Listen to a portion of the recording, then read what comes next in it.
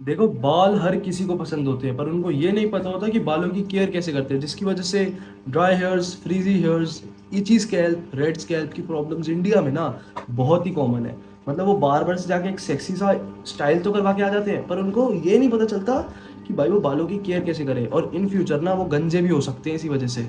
तो आज की वीडियो में मैं आपके लिए एक बहुत ही simple basic hair care routine बताने वाला हूँ, जो आपके लिए बहुत इंपॉर्टेंट हो सकता है और इन फ्यूचर आपको गंजा होने से भी बचा सकता है। Make sure to watch till end. अब देखो, वीडियो स्टार्ट करने से पहले आपको ये ज़रूर पता होना चाहिए कि आपका हेयर टाइप क्या है।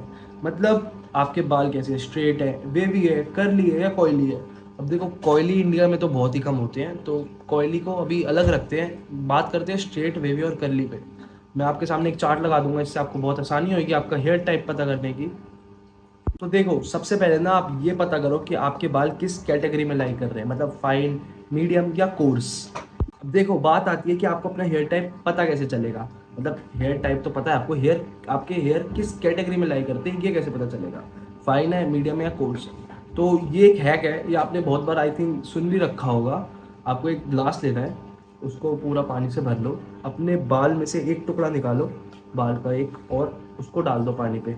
अगर वो 1 मिनट तक फ्लोट करता रहा, इसका मतलब आपके फाइन हेयर है। अगर वो 1 मिनट के बाद धीरे धीरे धीरे धीरे नीचे जा रहा है, इसका मतलब आपके मीडियम हेयर है।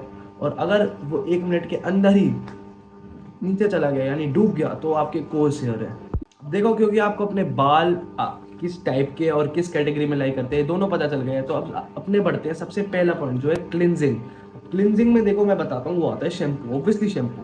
अब आपने अगर कहीं ये सुना है ना कि आप ये शैम्पू लगाओ तो आपके बाल अच्छे हो जाएंगे, ये शैम्पू लगाओ तो आपके बालों से फ्रीज हट जाएगा, तो मैं आपको बता दूं कि ऐसा कुछ नहीं होता है। बस बाल जो शैम्पू जो होते हैं ना, वो क्लिनजिंग के लिए यूज़ होते हैं। अगर आपके बाल गंदे हैं ना, तो वो गंदे से जो साफ़ हो जाते हैं, बस उसलिए ही क्लिनजिंग होता है। तो अगर आपके फाइन हेयर है ना, जो मोस्टली आधे से ज़्यादा लोगों के होंगे, मेरे को पता है, तो आपको 2 से 3 दिन में शैम्पू करना ही करना है। और अगर आपके मीडियम है तो आपको 3 से 4 दिन में शैम्पू कंडीशनर करना है। और वहीं अगर आपके बाल कोर्स है तो आपको 4 से 5 दिन में शैम्पू करना है। नंबर 2, अब देखो, ये जो मैं आपको बता रहा हूँ ना, इसको अपने डेली हैबिट में डाल लो। सुबह सुबह उठ के ना डिटेंगल करो अपने बाल।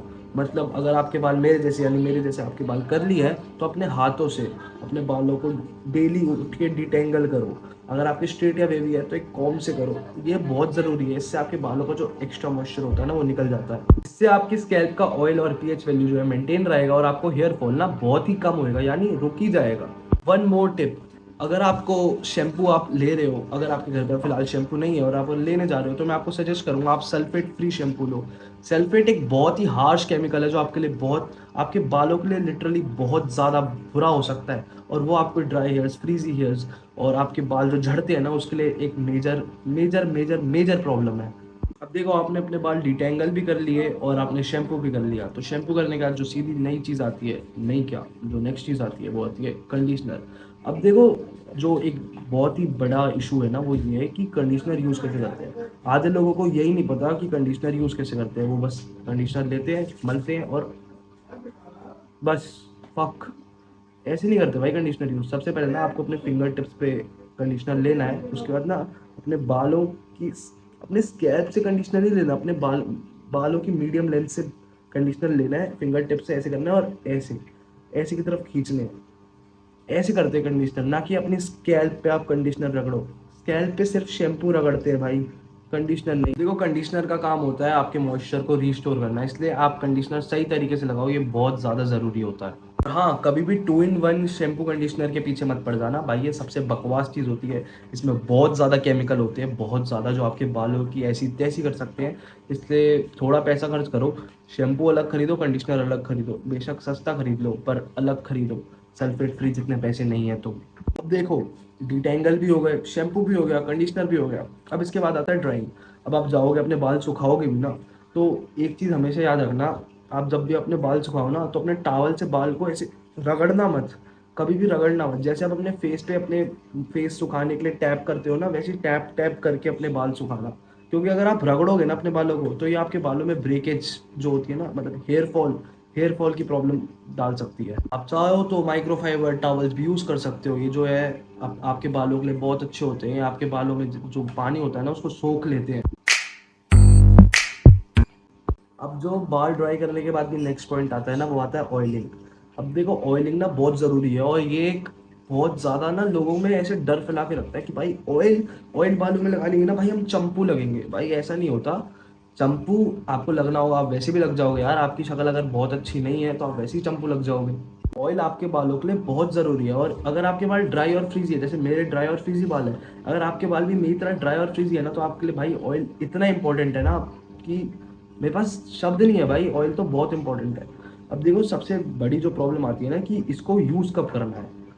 एक चीज़ बताऊं मैं आपको, कभी भी ना ऑयल अपनी स्कैल्प पे मत लगाना, क्योंकि आपकी स्कैल्प वैसे ही बहुत ऑयल प्रोड्यूस करती है। अगर आप ऊपर से ऑयल ऑयल डाल दोगे तो ये तो गड़बड़ हो जाएगी ना। तो इसलिए ऑयल कभी भी स्कैल्प पे मत लगाओ। हमेशा जैसे कंडीशनर यूज़ करा है ना वैसे करो, अपने बालों पे लगाओ, ना कि स्कैल्प पे।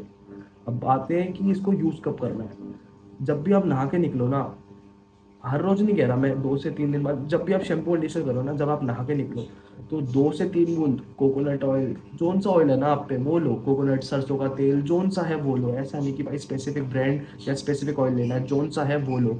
2 से 3 बूंद लो और लगा लो। कभी भी ऐसा मत सोचना कि भाई मैं चंपू लगाऊंगा। भाई आप चंपू नहीं लगोगे। आपके लिए ऑयल बहुत ज़्यादा ज़रूरी है, बहुत आपके बालों के लिए बहुत ज़रूरी है ऑयल। और एक और चीज़, बहुतों की मम्मी ये कहती है कि रात को तेल लगा के सो जा, सुबह सर धो लियो। तो ऐसा भाई ऐसा मत करो यार। रात को कभी भी ना कोई भी स्टाइलिंग प्रोडक्ट ना रात को लगा के मत सो। ये तो एक वार्निंग समझ लो। तो देखो आज की वीडियो के लिए बस इतना ही था। जाते जाते मैं आपको एक चीज़ और एक क्या दो चीज़ और बता के जाता हूँ कि जितना हो सके ना उतना ज़्यादा पानी पियो और अपने न्यूट्रिशन पे ध्यान दो। मतलब आपके बाल जो झड़ते हैं ना उसका मेन प्रॉब्लम होता है स्ट्रेस। और आपको अगर अपना स्ट्रेस कम करना है ना तो भाई ज़्यादा सोया करो। ऊपर से आप चाहो ना तो मैग्नीशियम ले लो भाई। मैग्नीशियम से स्ट्रेस लेवल्स कम होते हैं। आप रात को सोने से आधे घंटे पहले मैग्नीशियम ले लो और वो खा के सो जाओ।